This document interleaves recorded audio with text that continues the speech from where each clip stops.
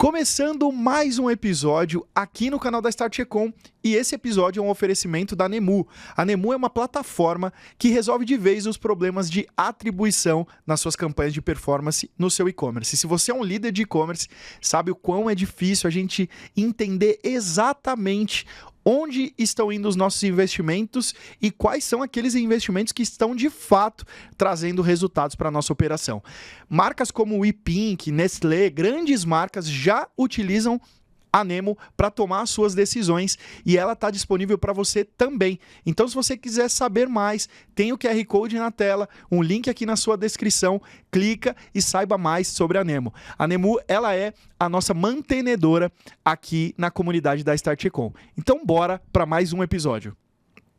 Em mais uma temporada, a produtora 76 está com a gente aqui no canal da Start Econ com essa estrutura para você que quer produzir os seus conteúdos. Então, se você tem um podcast, se você quer gravar suas palestras, se você quer fazer eventos presenciais ou gravar seus próprios cursos, a produtora 76 é a nossa parceira aqui no podcast há quase 3 anos produzindo os nossos conteúdos e eu tenho certeza que ela tem a melhor estrutura para fazer o seu conhecimento se transformar em um produto digital. O link está aqui embaixo, o QR Code também está na tela.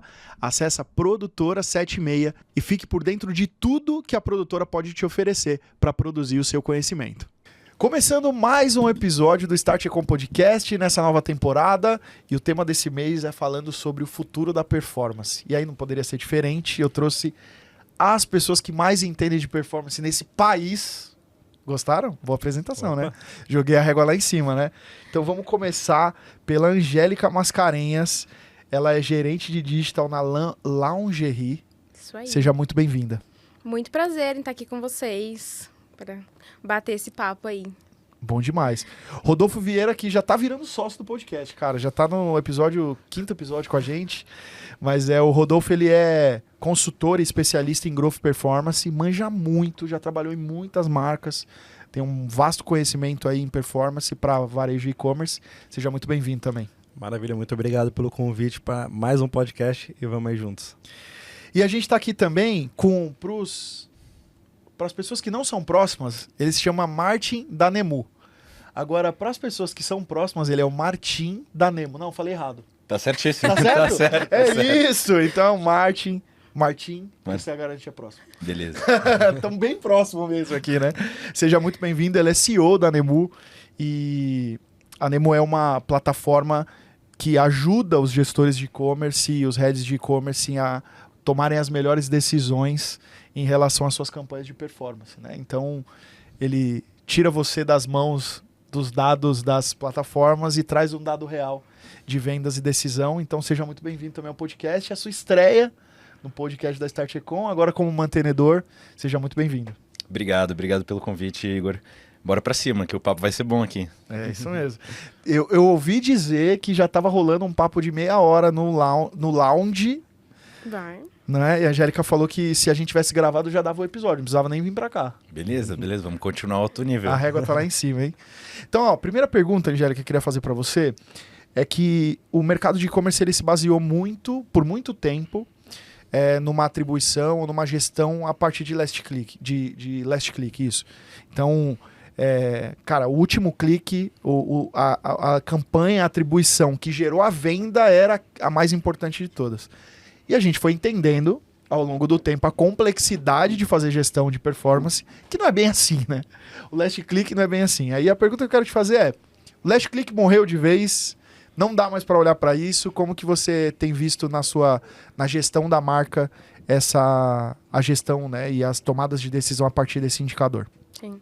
Eu acho que ele ainda não morreu, mas está prestes a, né? Eu acho que é isso, ele está ali nos últimos suspiros, mas a gente já entendeu que não dá mais para olhar só para isso, né? Então, porque ali ele acaba deixando os dados muito míope, né? Então, se a gente olha só para um canal, a gente sabe que tem cada canal tem a sua atribuição, o seu papel até chegar àquela conversão final, né?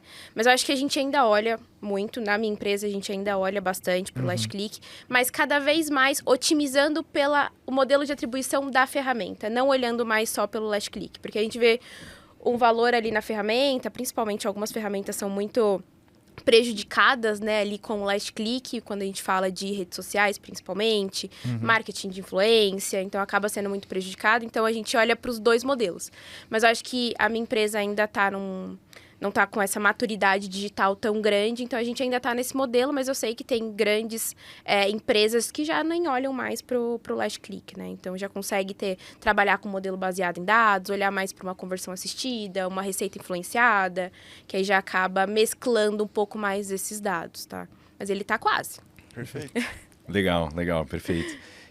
Acho que até só complementando, a questão é muito sobre saturação.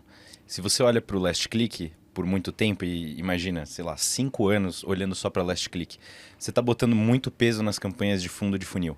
Sim. E aí começa a encarecer, né? Ano contra ano o custo vai aumentando, né?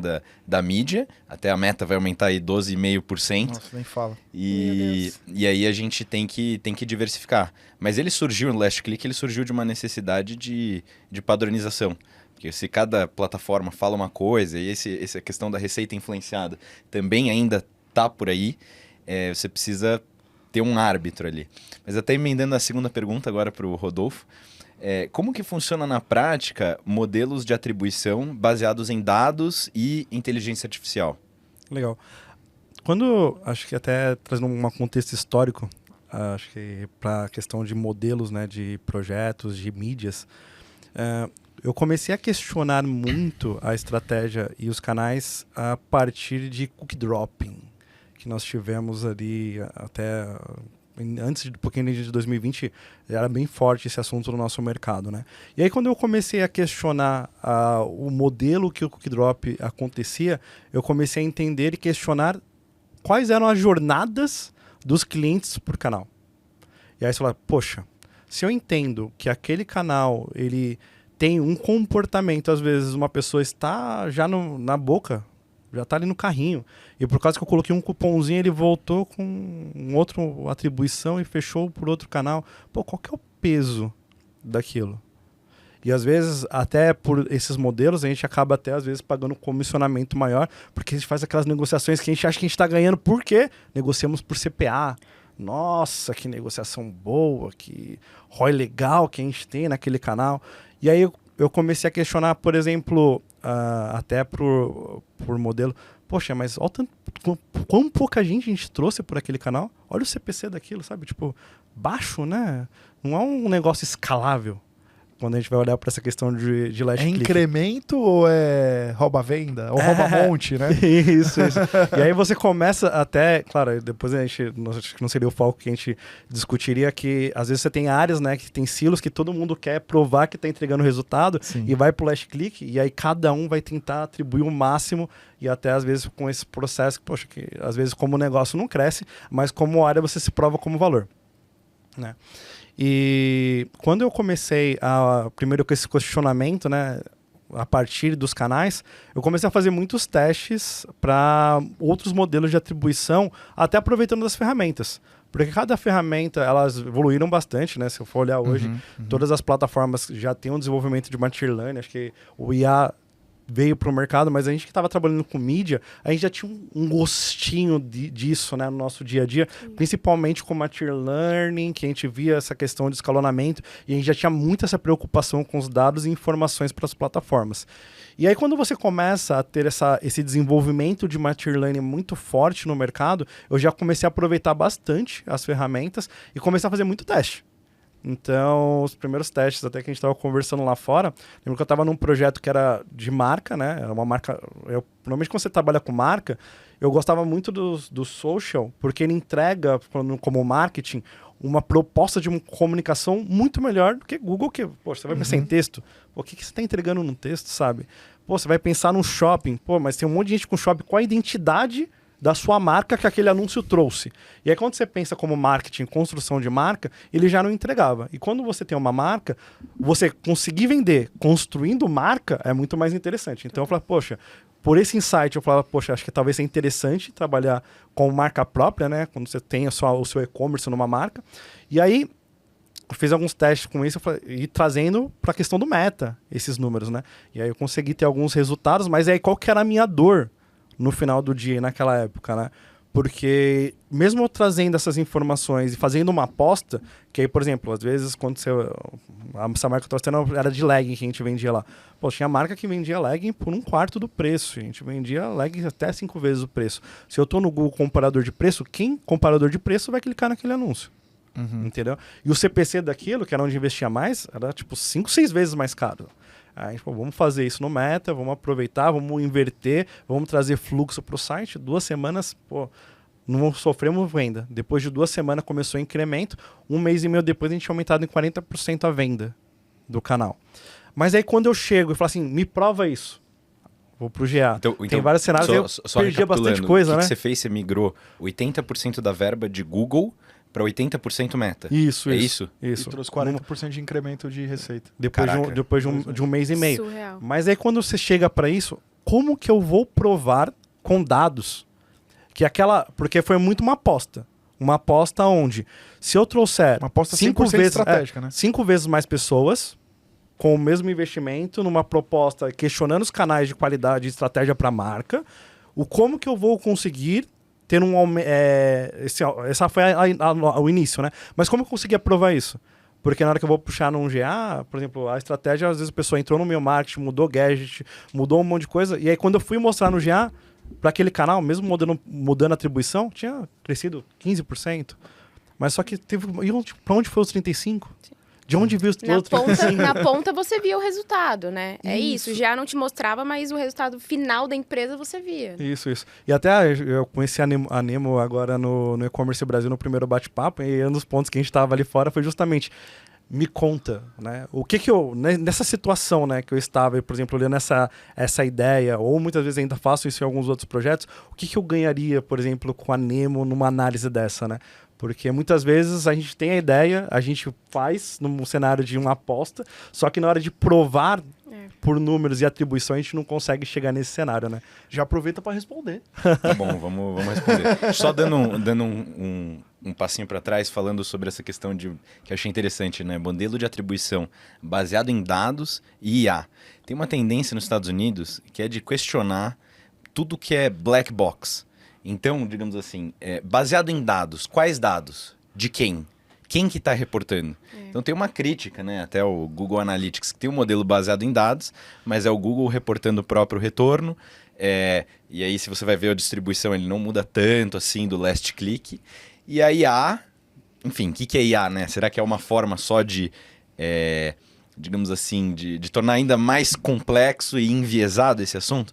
Então a gente vê uma tendência... Pode falar. Só para pontuar nessa questão, lembrando que o GA, quando era o Universal, era no last click, né? Então ela atribuía no last click, e agora com o GA4 teve uma atualização, e aí continua no last click preferencial Google Ads, né? Então ele já Ele já fala, né? Já deixa claro. Ele fica selecionado canais Google, você que tem que mudar para orgânicos e pagos total. Se você não sabe configurar, tá? Exatamente. E o orgânico Google, né? Exatamente. Mas aí acredito que a tendência, assim como um todo, é de cada vez menos, quando a gente fala de plataformas, confiar cegamente nos dados. Então é como se, digamos assim, na parte de campanhas, a gente tem um grande desenvolvimento da inteligência artificial, as campanhas Advantage Plus, PMax, tá tudo ficando mais automatizado, mas na parte dos dados, o contrário disso.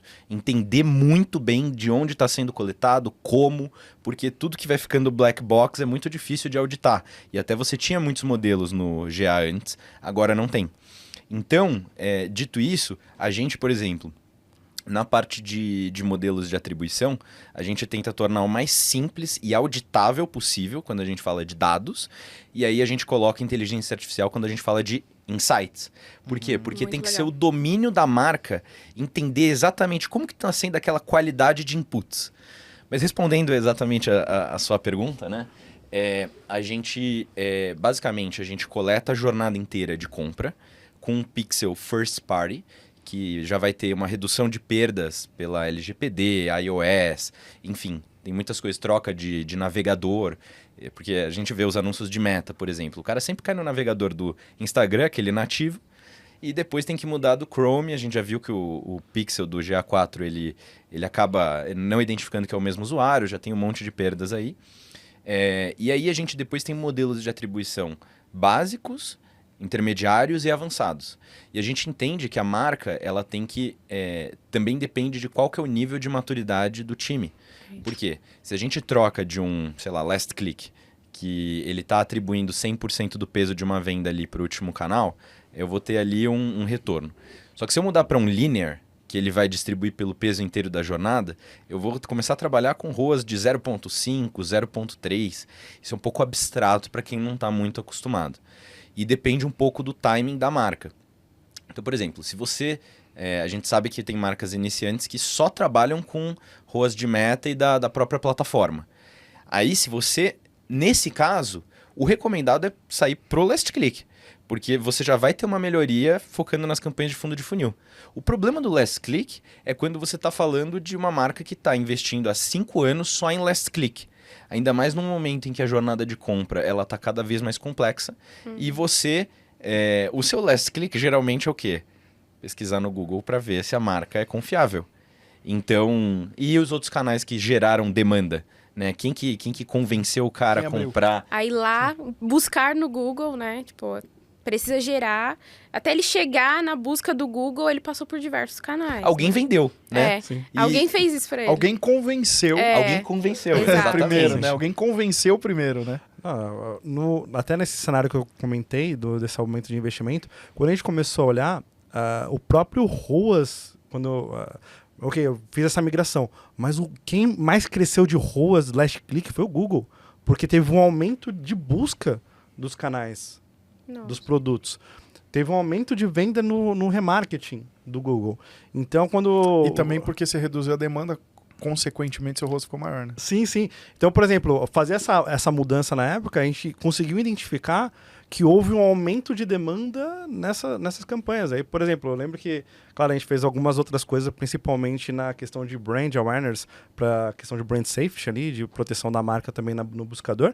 Pô, a gente estava batendo um ROAS de 100, 200 de marca própria, né? Então, poxa, e aí a gente começou a falar, poxa, por que teve esse aumento? De onde veio esse aumento?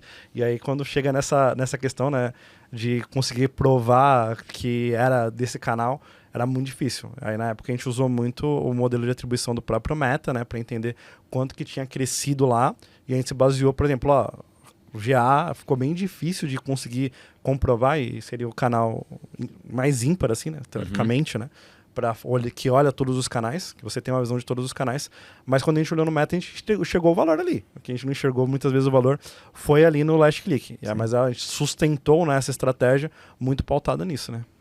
Não, você deu um passinho para trás, né, do princípio. Você pensou quem que está gerando a demanda, e aí isso a gente consegue fazer estudos também para entender como que você também investir num canal que está com first click alto, ele reflete nas campanhas de last click. Então, se você travar, esse é um teste legal depois para fazer que a gente fez com alguns clientes. Você trava o investimento de algumas campanhas de fundo de funil e você só aumenta o investimento nas de topo. E aí o que acontece? Você aumenta o investimento, o ROAS da campanha de fundo começa a aumentar. Por quê? Porque você gerou mais demanda e você não está aumentando o investimento de fundo, então fica muito claro que esse aumento não foi porque... Incremento, né? É incremento. Então, e só para finalizar a pergunta do Rodolfo, né? Então a gente tem essa metodologia que ela basicamente entende qual que é o momento da marca, transiciona para, digamos assim, do last click para esses modelos que são muito fáceis de auditar. Você pensa, sei lá, um CFO da Nestlé, tá 20 anos lá tomando decisão com last click. Você não pode pular para um baseado em dados, porque isso vai ser muitas vezes questionado e não vai nem entender, né? Não vai entender. E se não ficar fácil de entender para o financeiro, começa a parecer viés do marketing querendo aprovar mais budget. Então tem que ser muito gradual e seguro. E aí, depois disso, depois que já tem essa maturidade, a gente tem modelos avançados como Markov, por exemplo, que a Magalu usa, que grandes marcas utilizam, só que antes não estava disponível. Todo mundo tinha que ter um time de, sei lá, 20 pessoas para construir um modelo interno, para construir um BigQuery que recebe dados de, sei lá, uma segment ou alguma coisa... Que, enfim, uma estrutura extremamente robusta, que foi o que a gente conseguiu deixar mais simples. E aí depende um pouco da marca, não tem como prometer resultado, mas a gente já teve resultado aumento de ROI de 15%, 30%, 27%, então tendo essa metodologia, entendendo o timing da marca, é fácil de comprovar isso. Angélica, quais são as métricas que você não abre mão de acompanhar, assim, que independente desses modelos todos que foram evoluindo, tipo, não dá para um head ou para um gerente de e-commerce não olhar, assim, o que faz parte do seu dia a dia lá? Tá bem complexo, assim, né? Olhar, principalmente como a gente ainda olha muito para o last click, na unha tem que olhar ainda a ROI de campanha, taxa de conversão de cada uma das campanhas, também a gente olha bem de perto das campanhas e de cada um dos canais. CAC é um dado que a gente olha bastante também, assim, então precisa continuar acompanhando, mas não consigo mais olhar tanto para a receita geral, assim, do last click. A gente olha, mas não para tomar decisão para otimizar as nossas campanhas. Mas está cada vez mais complexo porque cada plataforma tem as suas métricas. Né, assim, então isso acaba dificultando um pouco mais. Mas eu acho que, num geral, assim, olhando para a mídia, para a performance, é mais isso. A gente olha bastante também para volume de... Como a gente precisa de tráfego no site. Sessões engajadas, né? Agora morreu, né? Não tem mais... Esqueci o nome. Sessões engajadas? Não sessões engajadas. Taxa de rejeição. Não existe mais, né, no GA. Então, a gente olha muito ainda para sessões engajadas, para entender como que tá fluxo de site mesmo. Legal. E o que mudou na forma de vocês enxergarem ROAS, LTV e CAC? Se é que mudou. Sim. Eu acho que quando as estratégias, tudo que você faz, tem que ter um foco muito grande no cliente, né? Então, a partir do momento que você traz esse cliente para dentro do seu ecossistema, como que você consegue fidelizar ele? Né? Como que você consegue transformar ele num cliente fiel? E hoje, é claro, a gente pensa, tem alguns vieses aí que eu olho no mercado ainda que a gente precisa de amadurecimento, mas quando eu penso em LTV, CAC e tudo mais, o que você faz de diferente para o seu cliente que é o que é mais importante para a sua empresa? É o cliente? O seu cliente. Quando você pensa em um usuário que está navegando no seu site, ele é um prospect, ele ainda não é seu cliente. Não é seu cliente. Seu cliente é o cara que já comprou, não é um prospect ali. Só que, por exemplo, tem muitos e-commerce que a melhor promoção que você dá é de primeira compra para o prospect. Aí quando você é cliente, você não tem uma promoção como você é primeiro cliente. Então, já tive projetos aí que eu entrei, que, por exemplo, quando eu olhava e eu fui entender e questionar o quanto da minha base realmente é um primeiro cliente, quantas pessoas poderiam, teoricamente, estar mas criando novas contas, criando novos e-mails para continuar sempre com a melhor valor que a gente tinha, que era de primeira compra. Eu já cheguei a encontrar 87 pedidos para o mesmo endereço com e-mails, CPFs diferentes.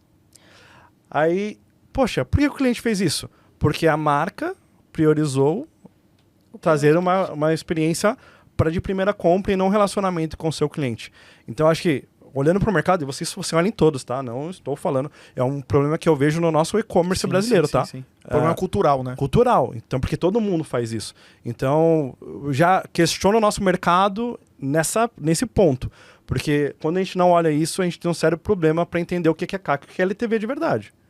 Porque toda vez que uma nova compra é registrada, a gente vai encarar aquilo como um novo cliente. Então, já é o primeiro ponto que eu trago de dúvida para nós, como mercado, como posicionamento, seria esse, tá? Depois que a gente supera essa primeira dor, que é um ponto que eu acho bem crítico, é como que você consegue tracionar isso dentro do ecossistema. Porque no final do dia, e até depois de LGPD e tudo mais, a gente estava questionando sobre iOS, você não tem mais aquela questão de utilizar dados muito bem estruturados de mercado, que era utilizado como third party. Então você perdeu muitas opções de segmentação.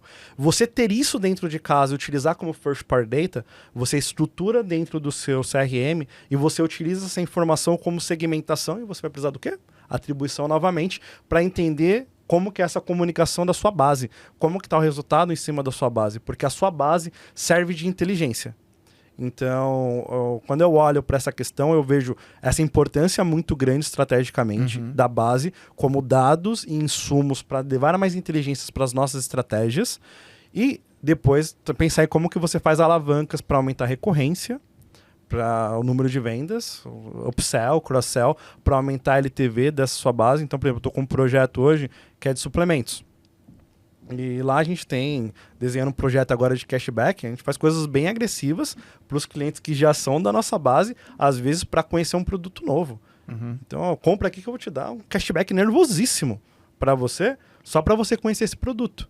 Por quê? A gente entende muitas vezes que ele adquirir um determinado produto, ou quem compra aquele produto, gasta mais. Então, essa estratégia, quando a gente vai olhando e de base, usando muito esses pontos, né? E aí, quando a gente vai pensar naquele modelo de atribuição, olhando para essa base, hoje, eu não diria que... eu ainda continuo olhando muitas vezes o canal de entrada, mas também olho muitas vezes o produto, né? Porque às vezes o produto de entrada, ele tem um impacto na LTV do cliente. Então, às vezes, o cliente entrou por um determinado produto, o LTV dele é mais alto do que o outro. Então, às vezes, pô, qual produto que vai ser o de entrada, qual que vai ser o foco, qual que é o melhor para captar um primeiro cliente, ou qual que é importante que aquele cliente compra, porque quando ele compra aquele produto, ele tem um LTV maior. Então, além de entender por canais, eu gosto de olhar muito essa visão por produto também, para entender qual que é a jornada mais indicada para esses clientes. Mas acho que falando desses pontos... Impacta muito também em qual momento ele compra com você, né? Na lingerie a gente percebe muito isso. É um cliente de Black Friday? É um cliente de Natal? É um cliente de mães?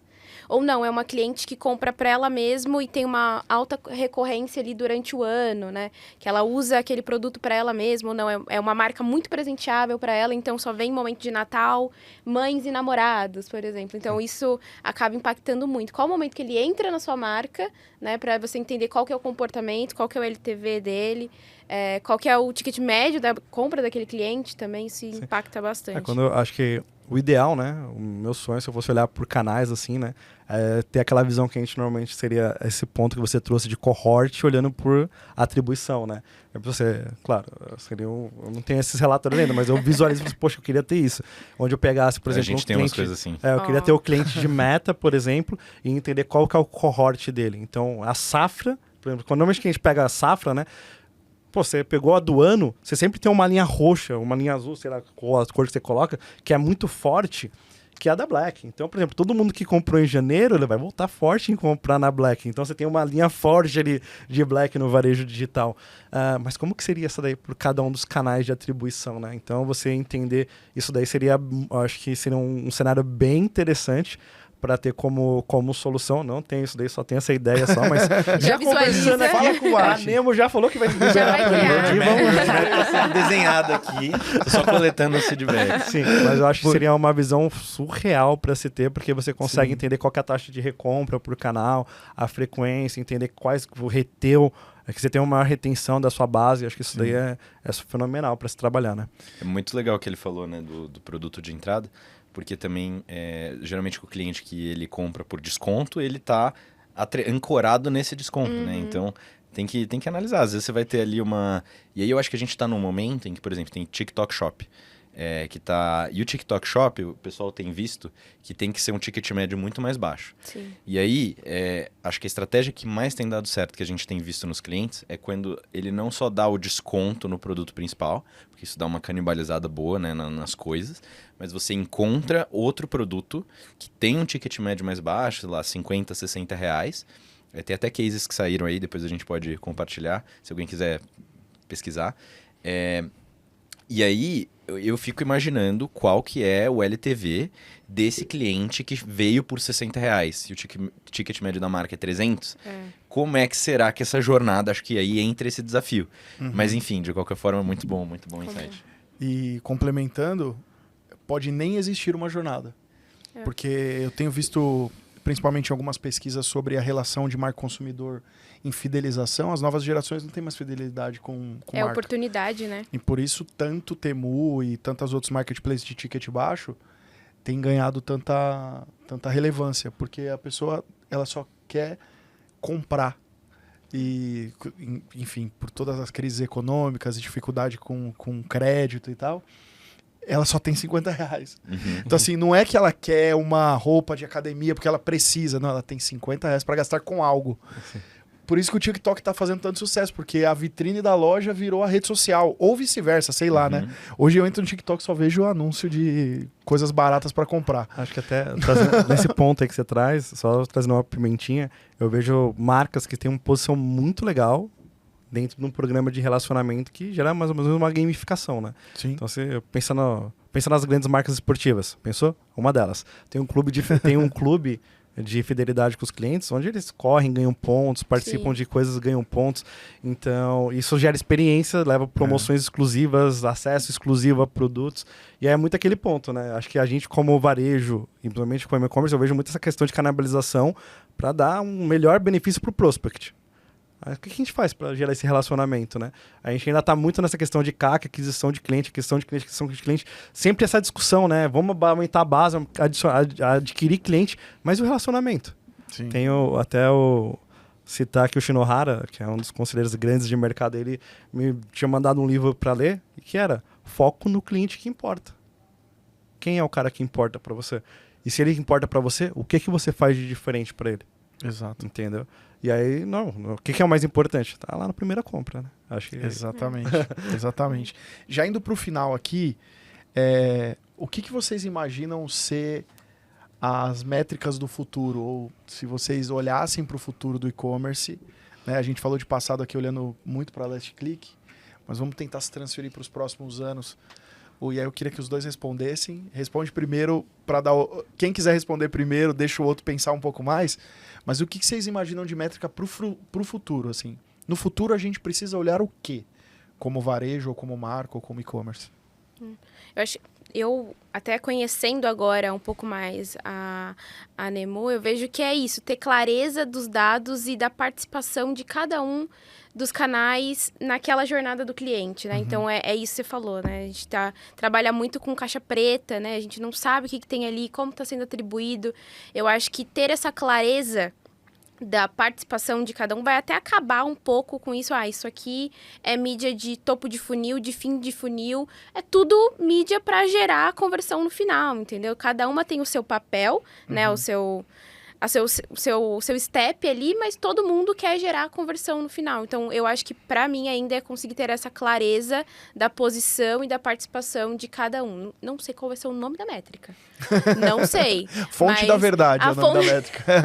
Exato, pode ser algo do tipo. Mas eu acho que para as empresas que ainda têm uma pouca maturidade ali digital, acho que conseguir ter essa clareza dos dados vai ser muito importante, assim, e confiar nos dados, né? Que eu acho que hoje a gente vê tanto dado de cada um falar de um jeito, você não sabe mais onde você confia. Se somar tudo, dá 200% de faturamento. Exato. No final, não dá 100%, né? Então, isso que é o pior, mas eu acho que é complexo isso, de qual vai ser a métrica do futuro, mas...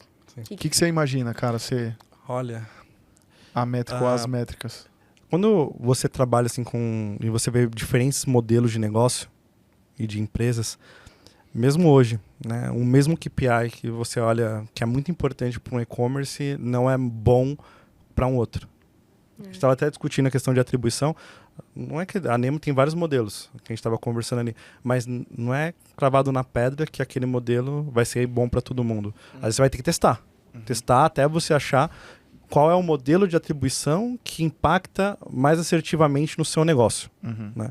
Então, quando eu olho para isso como futuro, eu acho que é mais uma questão de evolução humana nossa, né? Porque agora, com acesso a IA e tudo mais, a gente ganha muitos recursos para inteligência e desenvolvimento de outras coisas. E agora eu estou acabando tendo a oportunidade de me relacionar com varejos que têm participação internacional. E claro, acho que no Brasil a gente tem um cenário ainda que, quando a gente se discute sobre muitas coisas, acaba sendo muitas vezes uma discussão sobre achar o culpado e não uma solução para o problema. E muitas vezes essa discussão fica pairando sobre isso, e ela não só permeia às vezes por uma questão de culpado, mas uma questão de resultado. Porque quando você pensa no ecossistema, por exemplo, às vezes você vai ter uma empresa que é B2B, às vezes você tem até a da Lounge ali, por exemplo, está comentando, você tem cliente que acessa o site, vai ter cliente que acessa o site para se tornar franqueado. Poxa, olha a venda que você trouxe, olha, você às vezes nem está olhando isso. Então você tem um ecossistema que às vezes quando você vai olhar, o pessoal de venda vai estar falando assim, não, mas fui eu que bateu, eu que gerei essa venda, fui eu que gerei esse resultado, e fica todo mundo querendo puxar a sardinha para se defender como negócio, para provar isso. Eu acredito que a gente, como evolução, a gente reduzir muito essa questão de apartar, né? Eu sou responsável, eu sou quem traz isso, e entender como ecossistema. O ecossistema que traz como resultado. Porque a gente evolui e consegue trazer essa questão de atribuição. Porque no final do modelo de atribuição, vai ser uma briga muitas vezes de ego, para você mostrar e suplementar o que cada área quer defender para o seu negócio. Mas quando todo mundo consegue, acho que maturidade social, pessoal, para entender que todo mundo está ali junto para crescer como negócio, a gente consegue todo mundo ter essa questão de drive. Então, eu acredito mais numa questão de evolução humana em relação e cultural, que a gente vai conseguir alavancar muito mais rápido para ter essa visão. E aí, quando chegar numa questão de KPI, você não vai ter uma visão única, você vai ter uma visão holística. Uma visão holística do seu negócio, do seu ecossistema e como que isso contribui para um todo. Então, eu acredito mais nessa evolução humana para a gente chegar até nessa questão de maturidade com KPIs e objetivos, né? E você, Martin? Eu tenho a resposta para o que a Angélica perguntou, né? Que queria uma única coisa. E chama-se ROAS pelo modelo de atribuição de cadeias de Markov. O que basicamente ele faz? A gente tem essa questão de qual que é o timing da empresa, mas se fosse escolher um e ele envolve uma maturidade alta no digital, a gente tem esse modelo de cadeias de Markov, que ele é um modelo estatístico, tá? Tem até TCC na faculdade, e aí a gente percebeu que tinha uma tendência forte do Enterprise de quem estava fazendo in-house estava usando Markov.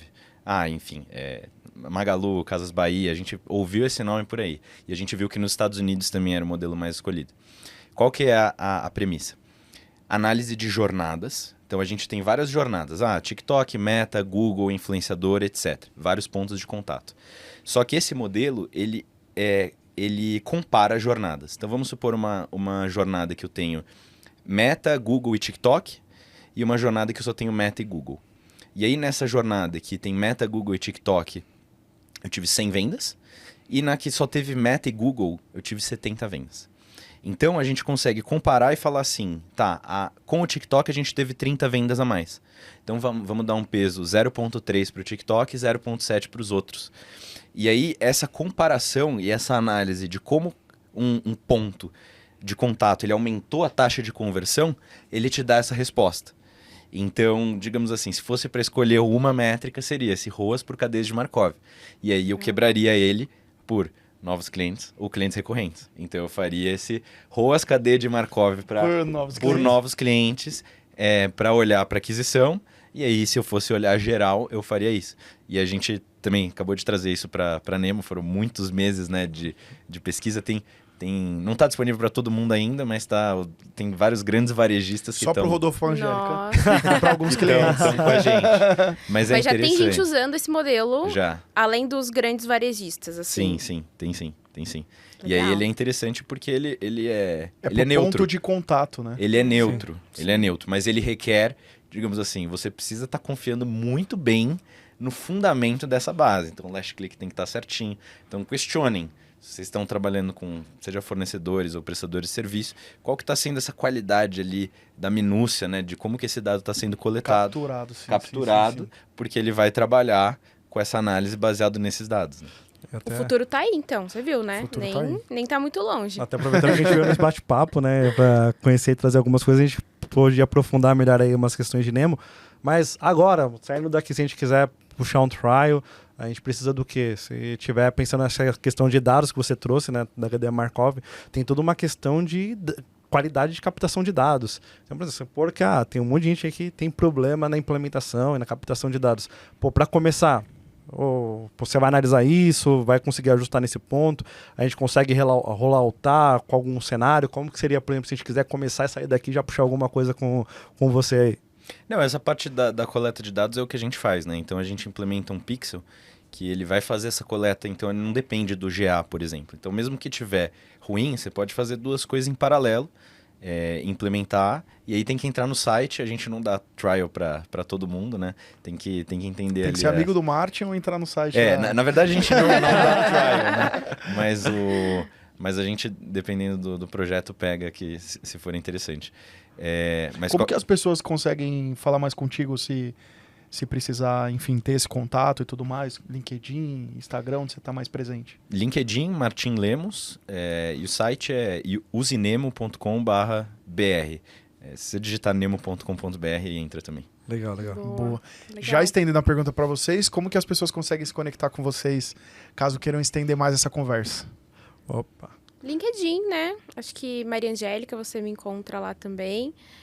E estamos abertos aí. Tô lutando ali na lingerie para fazer uma grande transformação que já vem acontecendo, assim. Legal. Então, parceiros, estamos abertos aí também. Aliás, ela veio na paleta da marca, você viu como ela Sempre, é gente. mergulhada Sempre, no sempre. branding, mergulhada no branding. E você, mano? Opa, LinkedIn, Rodolfo Vieira dos Santos. Quem quiser o WhatsApp, só entra ali, ó, Start Econ ali, ó.